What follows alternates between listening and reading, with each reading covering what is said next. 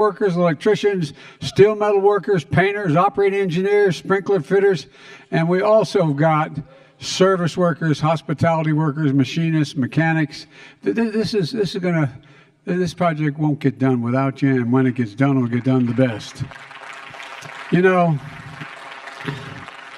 Gov, when I spoke to the National Chamber of Commerce and with the Business Roundtable, I said, I'm a union guy, and I made it clear why. It makes sense. The single best trained workers and trades in the world are American union workers. That's God's truth. And what people don't realize, and I keep saying over and over again, Senator, is that, you know, they don't just show up and decide to be an electrician. They get 4 or 5 years of training. 4 or 5 years of training, like going to college. It's like going back to school. They get some pay during that period, but they got to do it. And so the reason why I'm always pushing labor and union labor, is because ultimately it's the cheapest investment you make because it's the longest duration of whatever's done is being done well. And besides, you know, everyone, my dad used to have an expression, everyone's entitled to be treated with dignity, everybody. And I want to tell you, unions demand they be treated with dignity, and I demand you do that too, so thank you. Mayor Wu, thank you for the passport into the city. I don't know where you're sitting. I know I just had my picture taken with you. But Mayor, back there you go, Mayor. Thank you very much. I appreciate it. You're a great champion for the working people of Boston. And Governor Baker, thank you for your partnership over the years. I said to the Gov, I hope it doesn't hurt your reputation, Gov, but, you know, when I got started, we all used to be like you and I. Actually get along, care for each other, treat each other decently, may disagree, but just straight up, we got to return that kind of politics. We got to return that kind of. And I tell you what a congressional delegation. Holy God. I can't do anything without checking in on the delegation. You know what I mean? It's the most powerful and most talented delegation, I think, in the country. Senator Elizabeth Warren, Eddie Markey, you know, Representatives Clark, Lynch, Keating, Moulton, Presley, you know, and Lori, I think you may be the best of all based on the kids. But at any rate, I just think that, and Jake, you know, Auchincloss says you've done a good job, and problem is you're too young. I remember Teddy came down to help me the very last event we had when I was running for the United States Senate. True story. And he came down to Delaware, and we had this great big thing in an old center they were about to tear down, but it was the largest group we had. It was 2 days before the election. There were, I don't know, 6,000 to 7,000 people assembled at St. Anthony's, and he stood up and he said, I like Joe Biden a lot. I like him a lot. He'll be very good at the United States Senate. Problem is, I think he's a little too young. I was 29 at the time. And the Wall Street Journal ran straight story. Kennedy says Biden too young to be in the Senate. At any rate, but Teddy was a great friend. Along with Jim McGovern and Richie Neal, who you made possible today with your support of the infrastructure. We wouldn't be here without you guys. You wouldn't, and many more, but wouldn't have gotten this done. And I want to thank you to the Massachusetts Port Authority. Lisa, thank you very much for welcoming me to Logan Airport today. And I'm here to talk about the historic investment we're going to make in Logan and in airports all across the country. For too long, we've talked about having the best economy in the world. We've talked about asserting American leadership around the world with the best and the safest roads, railroads, ports, airports. But now we're finally doing something about it. We're finally getting it done. We're turning Infrastructure Weekend from a punchline with my predecessor into an infrastructure decade on our watch. Last year, I signed into law a once-in-a-generation investment in our nation's roads, highways, bridges, railroads, ports, airports, water systems, high-speed internet, etc. It's called the Bipartisan Infrastructure Law.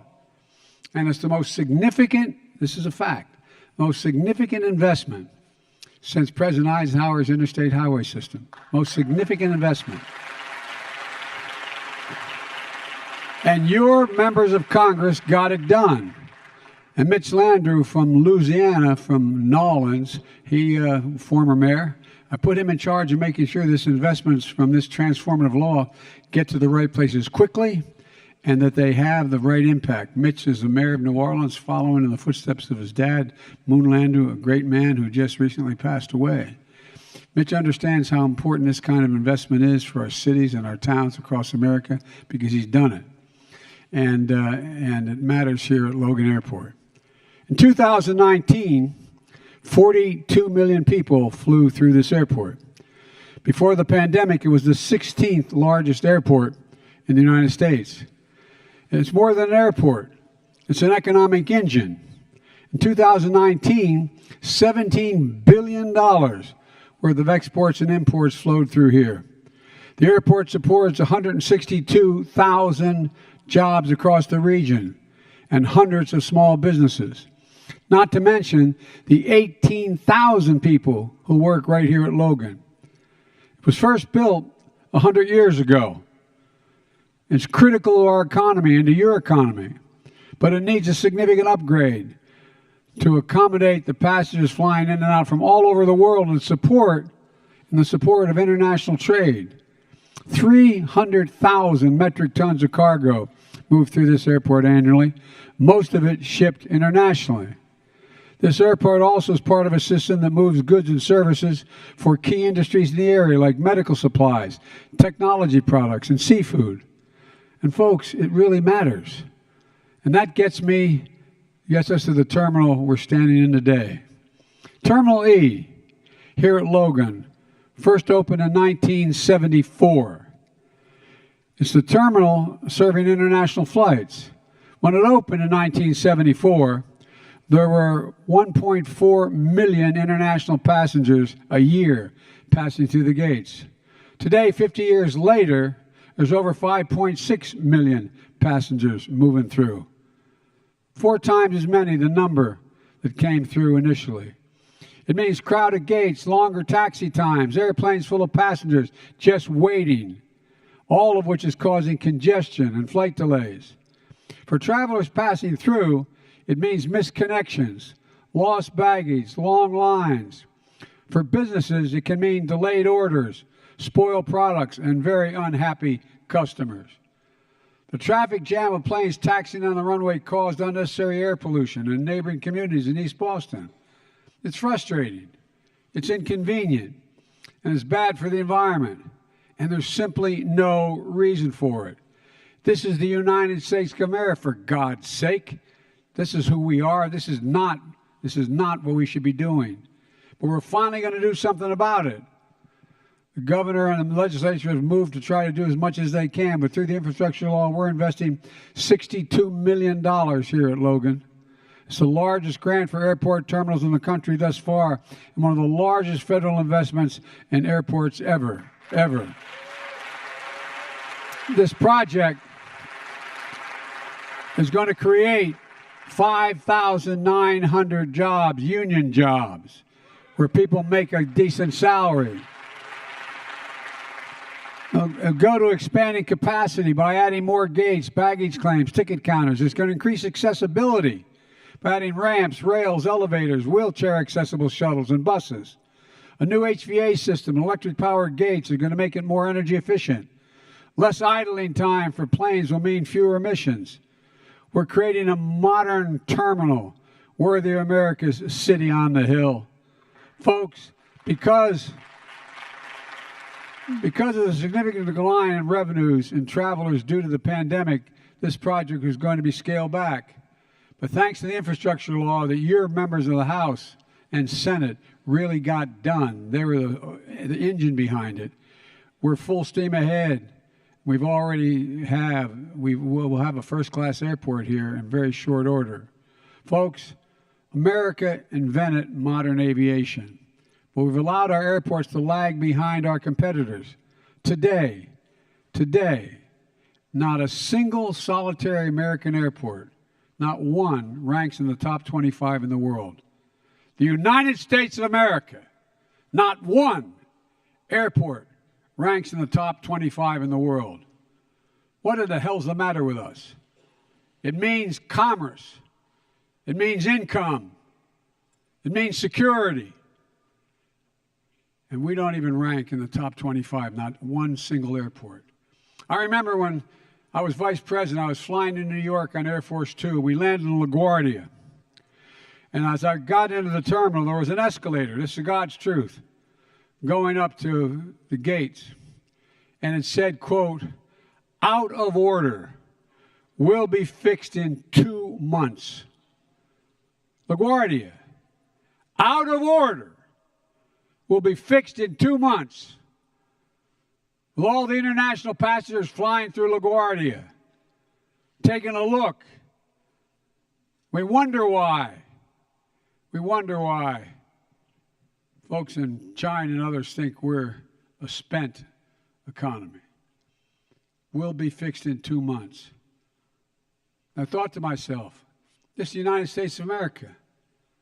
The good news is LaGuardia is changing with a multi-billion-dollar investment that's turning into a world-class airport again, just like you're going to do here. Just imagine walking in here when the construction is done. A bright modern terminal.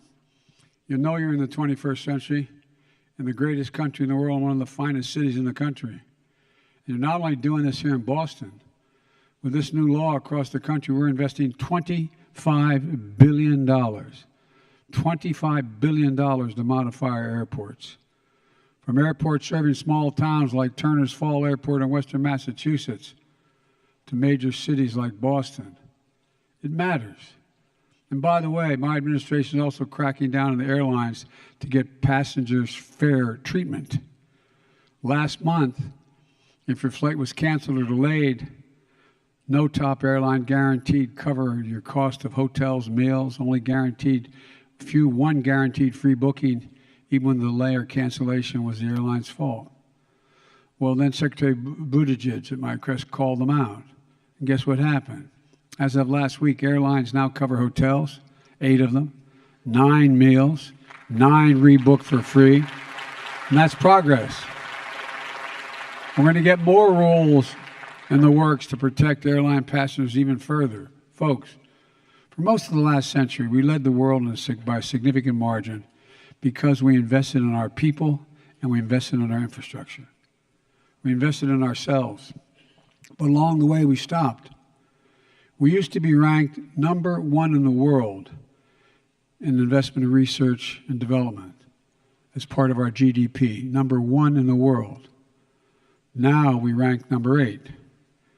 China used to be ranked number 8, and now 9, and now they rank number 2 in the world. We risk losing our edge as a nation to China and to the rest of the world is catching up. That stops now with investments like we're celebrating here today. We've already announced $2 billion in funding from the Infrastructure Law spread throughout the Commonwealth. We're investing $190 million in the Massachusetts improved bus service, including $116 million to replace dirty diesel buses right here in Boston with electric buses. This will reduce emissions coming out of those buses, lowering air pollution along the bus routes.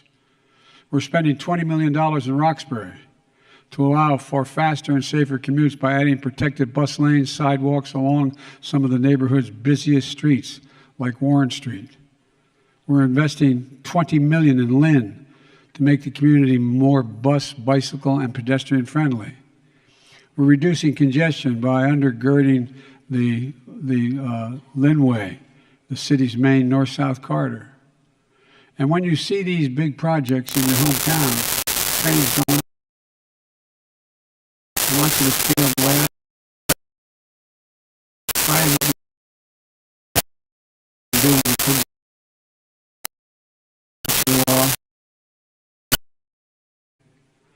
We're working to grow the economy from the bottom up and the middle out. My family never got much from trickle-down economies. And by the way, when we work from the bottom up and middle out, the wealthy do very, very well. The poor have a shot, and the middle class, as my dad would say, have a little bit of breathing room. A little bit of breathing room.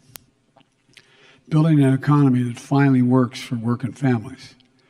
We started with the American Rescue Plan. That's taken us from economic crisis to economic resurgence. Jobs and incomes are up. People are back to work. And that progress has continued in recent months, even as economies around the world have faced challenges, from Delta to Omicron to the ongoing war in Ukraine. We're seeing hopeful signs of progress on inflation as well. The price of gas, when we said what I was doing wouldn't make any difference, and guess what? It's down $1.30 since the start of the summer and continues to go down. Inflation eased in July. I said last spring that our top economic priority was to bring down inflation without giving up on all the gains American workers have made last year. But there's more to do, a lot more to do. That the American people should have confidence that we're on the right track, that we're seeing real progress. We've worked to make sure our economy recovers, to lower costs for families, but we aren't stopping here. I ran for office to build America, not just to get us back to where we were before the pandemic. So we launched a once-in-a-generation effort to invest in America to come out better than we went in. Our infrastructure, our clean energy future, our innovation economy. I signed the infrastructure law that's upgrading this airport and investing in communities around the country. I signed the Inflation Reduction Act. That's going to mean American jobs. And I'll make sure American-led industries are leading the world in building a clean energy future. I want to pay special tribute to Ed, because without him, we would have never gotten it passed, because he said, let's get what we can. And we got $362 billion, $69 billion. We didn't get the 518 I was looking for.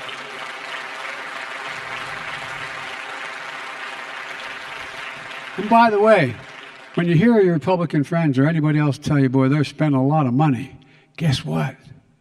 We cut the budget $350 billion last year. We cut the deficit. We cut the deficit this year by over $1 trillion this year. So we know how to grow and reduce the burden as well. Folks, look. I also signed the groundbreaking Chips and Science Act. That's going to ensure that technology and jobs of the future are made here in America. It invests billions of dollars in research and development, workforce training, manufacturing incentives to bring the semiconductor manufacturing back to America, where it began. We invented the damn chip, the United States. I'm serious. Think about it. Think about it. Just think about it. And think about anything that matters to you in terms of your daily life that doesn't require a computer chip. I'm not joking. The biggest reason for inflation last year was the cost of automobiles, because there weren't the chips available to build the automobiles.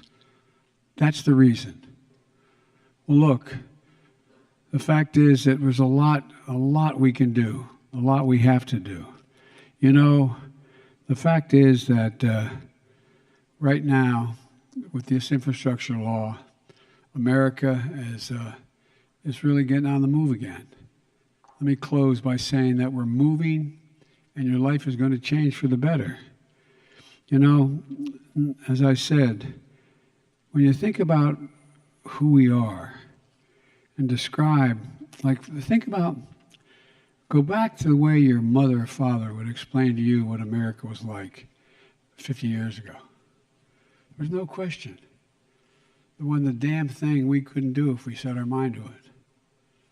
I'm heading from here to the Kennedy Library to talk about the President's moon launch speech, because I'm launching a similar initiative on cancer. American people, because of our failure to think big, in my view, have begun to wonder, can we really do anything? How much can we do? Are there any things that are significant that America could do better than any other country in the world? We have the most qualified workforce in the world. When I was speaking to the South Koreans investing in the chips factories here with $100 billion, I asked, why are you investing in America? He said, it's the most secure nation in the world, number one. Number two, you have the most advanced workforce in the world. And number three, we can get anywhere in the world from America. Folks, we got to remember who the hell we are. I'm not joking when I say this. We kind of forgot. This is the United States of America. The United States of America. When have you ever heard your parents or grandparents talk about, well, maybe we can't do that? Maybe we can't get that done. Folks, look, we're the United States of America. And investing the money we're investing in this Infrastructure Act, investing the money in the Inflation Reduction Act, it just means jobs. Jobs. I can't think of any time we've ever given the American people an even shot. They haven't stepped up to the ball. I can't think of one single time when America's given an opportunity they haven't taken advantage of it. And so, folks, together, I really believe that we're building a better America. Not because of Joe Biden, not because of Democrats, but because of who we are as a people. We, the people. We are the most unique nation in the history of the world. That's not hyperbole. Every other nation in the world is based on geography, ethnicity, religion. We're the only nation in the world that was organized based on an idea, not a joke. Think about it. The only one on an idea. We hold these truths to be self-evident, that all men and women are created equal, endowed by their Creator with certain inalienable. We've never fully lived up to it. We've never before walked away from it.